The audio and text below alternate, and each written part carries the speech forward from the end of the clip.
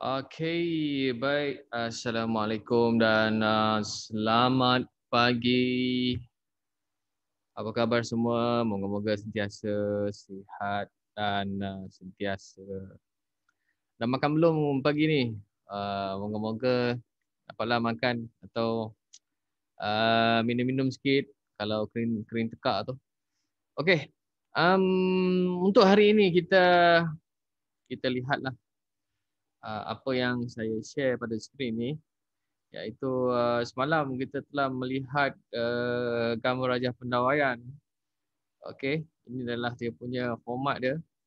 Kita kena buat gambar Rajah Pendawaian dulu dengan bahasa lain, dengan bahasa kampung. Kalau dia cakap dia punya gambar dawai dia. Di mana dawai dia mula, dawai dia sambung dan dawai dia tu bercantum di mana, di point mana. Itulah gambar Rajah Pendawaian. Okey. Semalam saya dah terangkan gambar Rajah Pendawaian. So sekarang ini kita tengoklah dia punya beberapa arahan. Antara tersebut,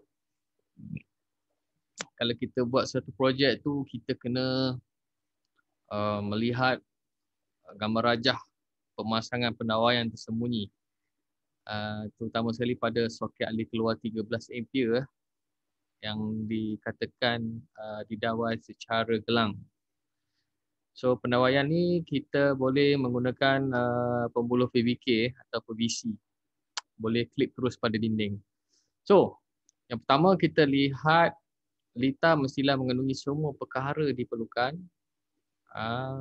B, susun atur mestilah ukuran-ukuran ditunjukkan dalam rajah. C, pastikan mempunyai kekutuban dan pembumian yang betul serta litar mestilah berfungsi dengan betul. Pendawaian mestilah mengikut peraturan IEE ataupun Suruhanjaya Tenaga STM Malaysia. Pastikan peralatan perkakas dan bahan-bahan berfungsi dengan baik. Sebelum kita nak pasang tu, kita kena cek dulu bahan-bahan yang kita guna mestilah berada dalam keadaan yang baik, tidak ada defect dan sebagainya lah.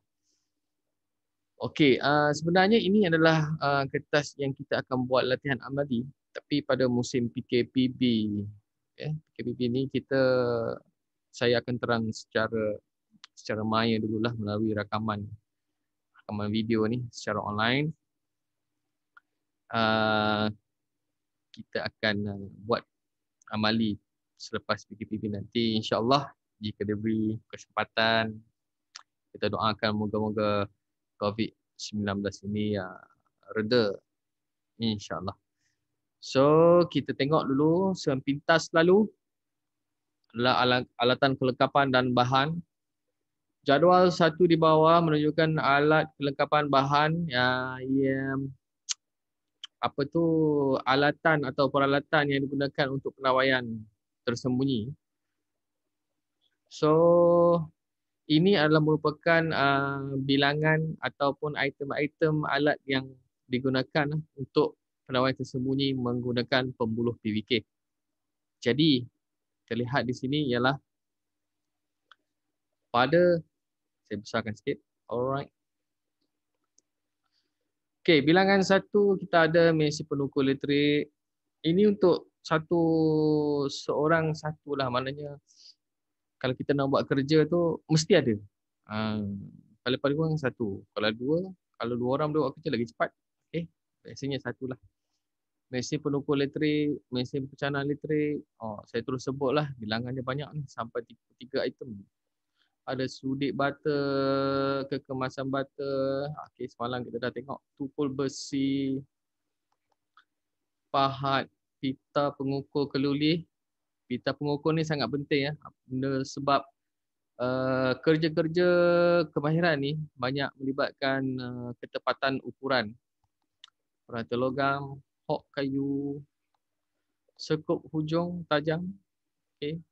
Simen secukupnya, pasir secukupnya, air secukupnya. Baldi bekas simen, kapur tulis, topik keselamatan, tukul pendawaian, Tuku penawayan ni biasanya adalah tuku Warrington. Player. Oh. Plier pemotong sisi. Plier gabung. Pena uji atau test pen. Pemutar skru. Google untuk keselamatan mata kita. Kotak 3x3 inci. PVC atau MC.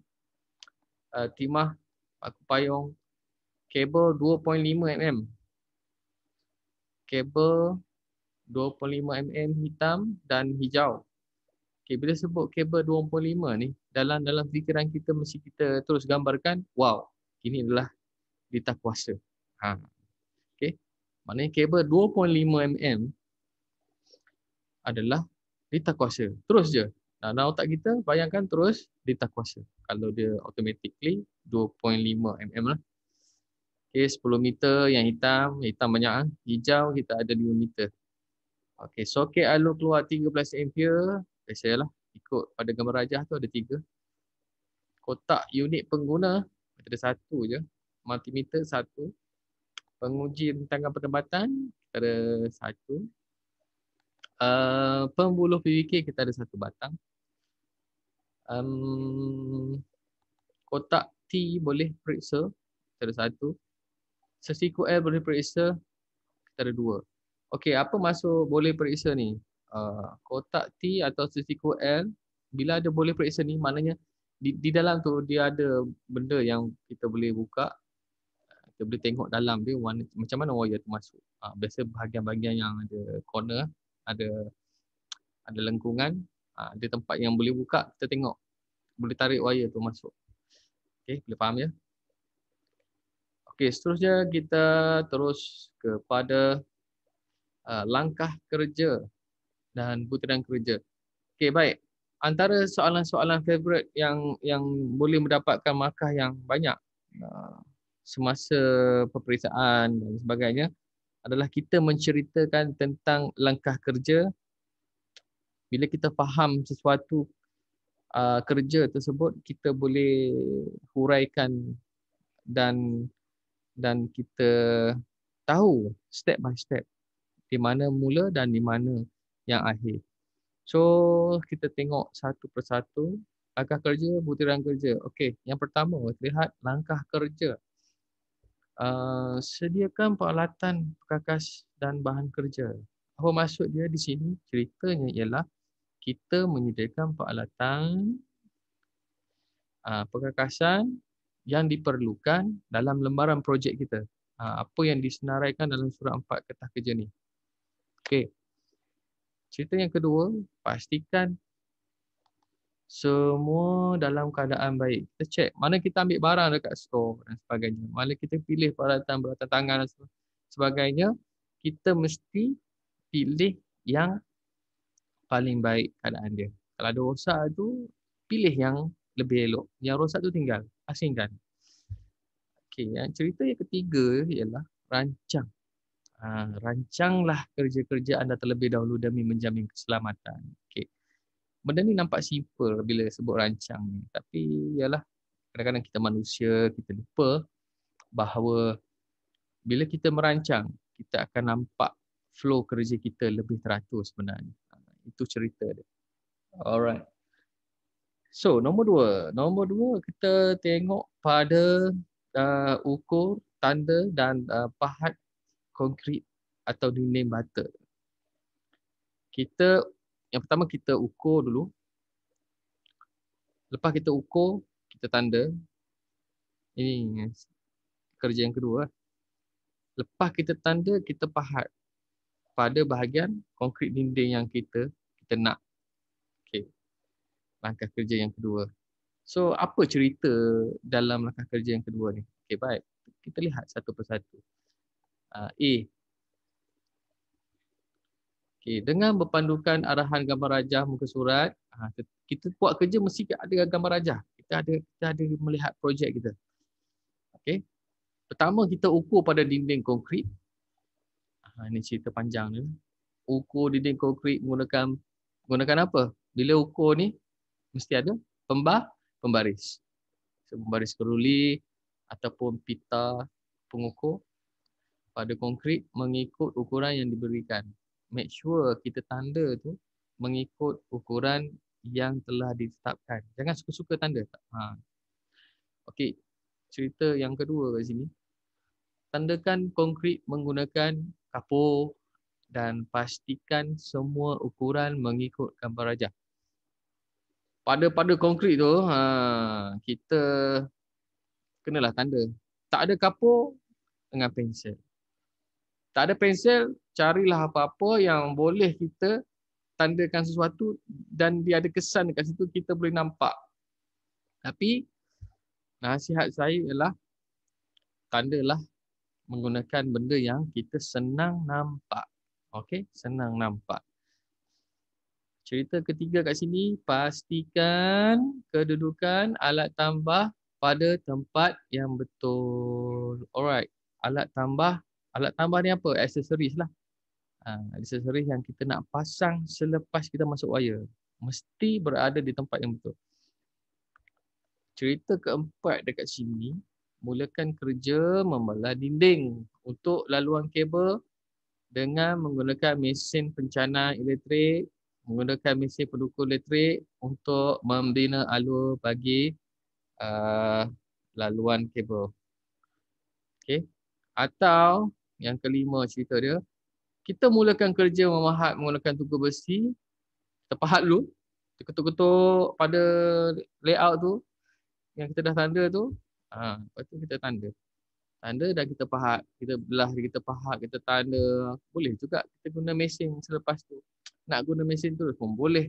Mana-mana mengikut kemahiran yang kamu rasa lebih senang lah. Tujuan memahat adalah membuat alur pendawaian pada dinding, melekatkan timah, kabel serta kotak kawalan suis dan dalam alur tersebut. Dan masa kita tebuk tu biasanya kita ada dia punya kedalaman. So kedalaman tu kita mesti 1,5 inci dalam, mesti. Kita kena buat 1,5 inci dalam dulu. Jangan terlebih. Biasanya mesti 1,5 inci. Dan lebar adalah 2 inci. 2 inci dia punya ni. Bergantung pada bilangan kabel. Kalau kabel tu minimum biasanya kabel biasa kita buat 2 inci. Kalau lebih tu kena besar sikit lah. Okey, antara keselamatan, langkah-langkah kalau nak buat kerja-kerja ni. Semasa kerja memahat, okey, ada nota lah kat sini. Ini penting. Menjaga keselamatan diri kita. Sebab kita nak guna badan kita ni lama. Okey. Bukannya kita habis guna, kita buang. Tak, barang apa tu, badan kita. Bila kita jaga badan kita, kita sihat, kita boleh buat macam-macam kerja. So, langkah keselamatan kerja semasa memahat. Iaitu, pastikan murid memakai Google. Okay. Saya nak bila amali nanti, kenalah pakai Google. Untuk melindungi mata kita daripada habuk, percikan-percikan batu, besi dan sebagainya lah. Okey, topik keselamatan. Okey, untuk mengelakkan terkena sepihan batu. Bila kita ketuk-ketuk tu, mana tahu ada batu-batu jatuh atas kepala kita ke. At least ada perlindungan lah sikit. Kalau kita terjatuh mana-mana ke, kepala kita tidaklah terhantuk sangat. Ada dia punya penapis dan sebagainya. Untuk menahan impact supaya kepala kita ni selamat.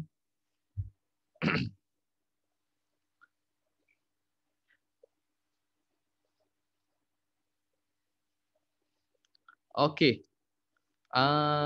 Cerita ketiga dekat sini. Lepas kita dah tebuk alur, kita pasang timah pembuluh PVK dan membuat pendawaian pada alur. Maknanya kita letak pembuluh dalam tu, kita kelipkan dalam alur tu.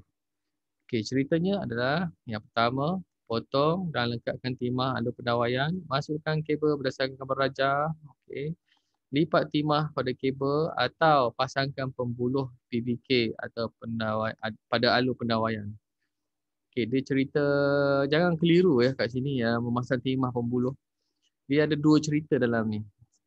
Cerita-cerita ni biasa saya fokuskan kepada pembuluh. Kita pasang pembuluh lah. Maknanya kita tidak melibatkan timah pembuluh. Sebab pemuluh tu memang dah strong. Kita memang senang nak lekatkan pada dinding pendawaian nanti. Okey. Pasangkan pembuluh PVK pada alur pendawaian. Kita masukkan kabel dalam pembuluh PVK. Dah pasang pembuluh, kita masuk kabel. Lepas tu dah masuk kabel semua, kita potong-potong ikut sukatan yang betul. Barulah kita letak kotak 3x3 inci PVK MC di tempat soket nak dipasang. Lepas tu cerita yang seterusnya ialah 4. Membuat pacuhan mortar dan melepa. Selepas kita masuk wire. Okey, ingat selepas kita masuk wire. Okey, pacuhan mortar adalah mengikut nisbah yang telah ditetapkan. Okey. Maknanya kita tu buatlah dengan berhati-hati. Air tu kena curah sikit demi sedikit sehingga sekata dengan skop. Gunakan hok kayu dan sudik kemasan. Sudik kemasan dan sapukan pada alur pendawaian secara perlahan agar tidak tumpah sehingga siap. Okey, kemudian buat kemasan pada saliran dengan menggunakan pembaris kemasan. Okey, bagi mendapatkan kerataan sekata, lakukan dengan cermat dan berhati-hati agar sini pelancuran tidak tidak tanggal atau tumpah.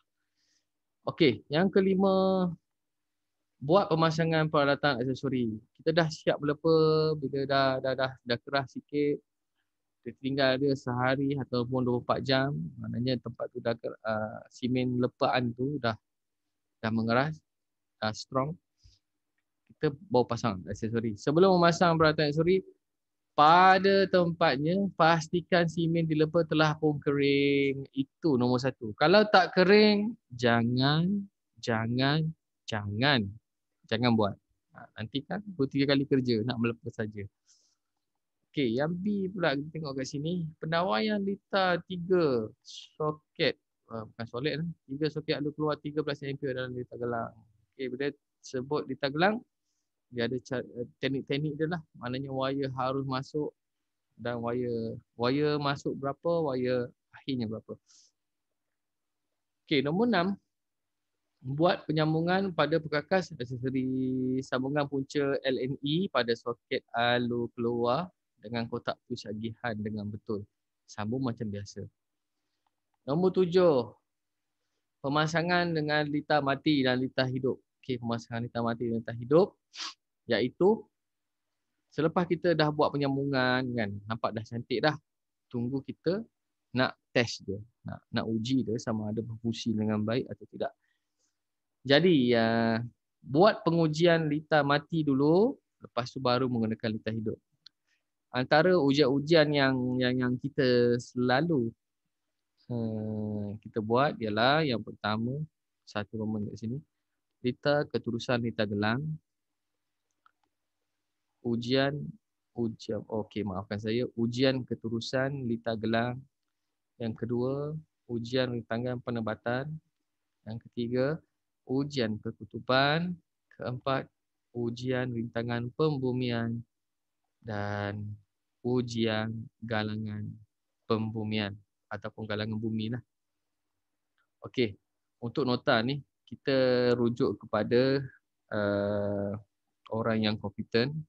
Sebelum kerja pengujian litar hidup atau menggunakan live wire, masukkan 240 volt, mestilah ditemani ataupun dalam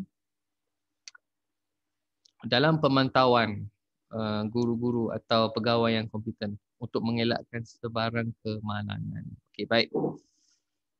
Nombor 8, dah siap pasang, dah siap test, dah semua dapat result semua. Kita bersihkan perkakasan kita dan alatan kerja. Dah siap nak kemas, kan? Dah siap kerja kita. Kita bersihkanlah macam biasa. Pastikan semua peralatan perkakas dalam keadaan yang baik, okey, dan selamat selepas digunakan. Mana yang kotor tu kita cuci, yang terkena simen tu kita cuci. Yang perlu ada kena letak minyak atau guna sebagainya, kita letak balik. Sebab tadi kan guna peralatan tu ada debu dan sebagainya. Jadi kena kena buat pembersihan sedikit untuk tahan jangka hayat kekasan yang kita gunakan. Okey, kita tengok sedikit senarai semak kerja. Senarai semak kerja antaranya ialah tengok, biasanya saya kalau saya melihat hasil-hasil kerja, kita tengok penghasilan produk dia. Maknanya produk tu berfungsi ataupun tak berfungsi. Kita berfungsi betul dan sempurna. Okey. Hasil kerja mengikut ukuran yang diberi. Kita kena tengoklah hasil produk tu. Kekemasan hasil kerja. Lepas tu kita tengok pula pada bahagian B, proses kerja. Proses kerja, kita tengoklah calon ataupun pelajar yang membuat tata kerja tu dengan teratur. Kemaslah, ada disiplin, teratur. Okay. Dan calon membuat kerja seperti yang diarahkan. Maknanya step by step lah. Tak adalah buat yang cicai-cicai. Mesti mengikut arahan. Dan yang ketiga ialah calon hendaklah menyediakan peralatan yang betul sebelum memulakan kerja. Ini benda penting supaya tidak buang masa ke hulu, ke hilir, ke sana, ke sini nak cari barang. Padahal barang tersebut perlu disediakan sebelum pendawaian. Jangan ke sana ke sini, ke hulu ke hilir nak cari barang. Kejap pinjam orang sana, kejap. Itu tanda-tanda benda yang tidak sepatutnya diamalkanlah semasa membuat kerja pendawaian. Okay, alright. Sikap. Penilaian sikap ni kita tengoklah. Antaranya ialah bila kita buat kerja dalam kumpulan. Ada tak kerjasama, ada tak tolong menolong, ada tak bantu ataupun kita terangkan pada kawan kita, kita ajar pada kawan kita, mana kawan kita yang tak dapat buat tu, kita bantu dia, tunjukkan benda yang betul. Kalau ada salah silap, kita tegur. Itu adalah kerjasama dalam kumpulan. Dua, tanggungjawab menepati masa. Okay, tanggungjawab menepati masa ni dia berkaitan dengan kehadiran lah. Kehadiran kita, kita nak mula projek tu siap mengikut jam yang telah ditetapkan. Maknanya kalau kita buat kerja tu janganlah sambil lewa, melambat-lambatkan, janganlah terlalu cepat sampai ambil jalan shortcut. Itu adalah beberapa komponen penting disiplin diri kita sebagai apa tu, untuk menjadikan seseorang ataupun individu yang mempunyai kredibiliti kerja yang kompeten lah. Dan D, keselamatan kerja. Keselamatan kerja ni banyak yang saya ajar dalam core abilities. Okay, nanti kita akan tengok sikit apa yang diceritakan dalam core abilities. Sebelum ni banyak nota yang telah diberi berikut pasal keselamatan kerja. So, keselamatan ni kita biasa kita tengok kepada kaedah kerja yang betul. Okay, kaedah kerja yang betul. Maknanya student ataupun calon ataupun pelajar tu, kalau betul dia mengambil berat tentang keselamatan, dia akan lebihkan perlindungan pada diri dia. Contoh tengok, bila buat kerja mencanai, mesti ada pakai Google. Ada pakai, kalau buat kerja-kerja melepa ke dan sebagainya, ada tak dia pakai helmet? Ada tak dia pakai safety shoes? Kasut keselamatan. Ada tak dia pakai sarung tangan semasa mengendalikan benda-benda tajam? Itu adalah kaedah kerja yang menitik beratkan keselamatan. Okay? Lebihkan keselamatan diri. Bukan keselamatan keselamatan kami. Kami hanya mengajar kamu dan kamu yang buat. Totally kami bantu. Tapi bab keselamatan ni kita harus sentiasa berjaga-jaga lah. Kadang-kadang kemalangan tu tidak berbau. Kita tak dapat jangka apa yang akan berlaku selepas sesuatu perkara atau selepas ini. Okey.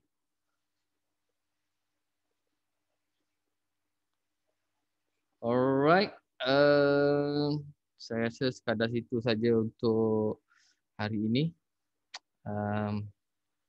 Diharap dapat melihat balik video-video saya pada yang lepas supaya lebihkan pemahaman, dan video-video ni lebih kepada kelas-kelas tambahan lah. Kalau tak faham di kelas, kita boleh bincang, boleh tengok balik dalam video.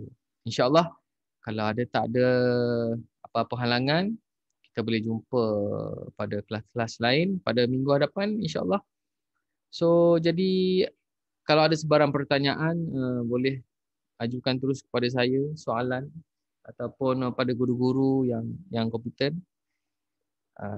Terus direct pada saya.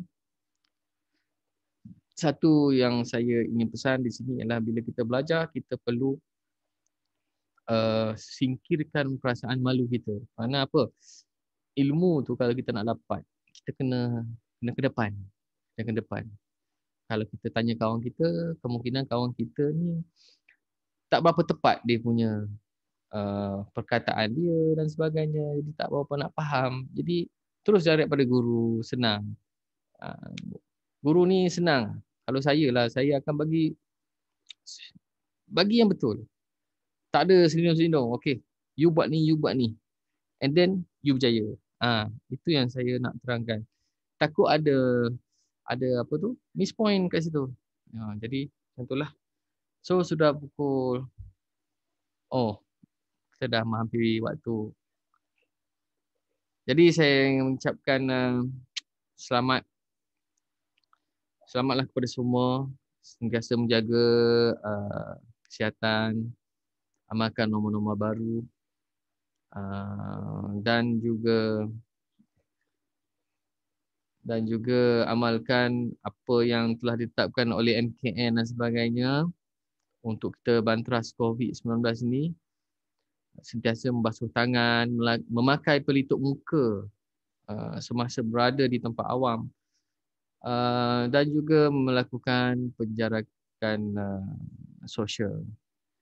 Sekian saja pada saya. Assalamualaikum warahmatullahi wabarakatuh. Jumpa lagi di episod yang akan datang. Terima kasih. Bye.